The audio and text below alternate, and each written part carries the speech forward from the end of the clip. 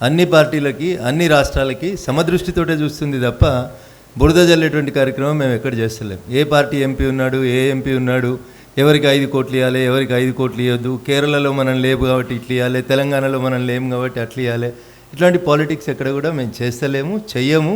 దయించి పూర్తి విశ్వాసంతో ఉండండి. అట్లే పంచాయతీల పట్ల కూడా ఎవరున్నా ఎవరు లేకపోయినా పంచాయతీలకు రావాల్సినటువంటి నిధుల పట్ల ఎట్లాంటి వివక్ష లేకుండా 100% పంచాయతీలకు అన్నింటినీ సమదృష్టితో చూసేందుకు భారత ప్రభుత్వం పనిచేస్తుంది. భవిష్యత్తులో కూడా అట్లే పనిచేస్తుంది.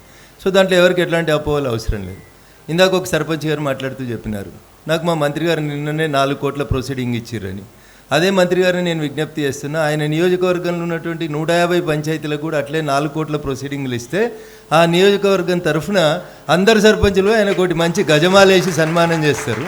కాబట్టి ఒకరి మీద ప్రేమ, ఒకరి మీద వివక్ష అనేటి ఇట్లాంటివి దయించి చూపొద్దని ఆ మంత్రివారులకి ఆ సర్పంచ్ గారి ద్వారా నాదొక విజ్ఞప్తిగా నేను తెలియజేస్తా ఉన్నాను. బహుశా CSR సింగరేణి నిధులైనాయని నేను అనుకుంటున్నా.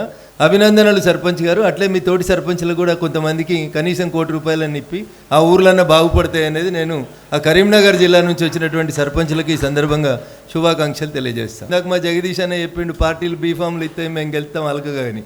కానీ ఊర్లో సర్పంచ్ గెలిచుడు చాలా కష్టం, ఎమ్మెల్యే గెలిచుడు, ఎంపీ గెలిచుడు చాలా ఈజీ. కానీ సర్పంచ్కి వచ్చేసరికి వీడు నాకు మొన్న నమస్తే పెట్టలేదంటాడు, మొన్న నేను పెళ్లి పత్రిక ఇస్తే రాలేదంటాడు, 100 కారణాలు తీసి మనకి రకరకాలైనటువంటి అవస్థలు ఉంటాయి.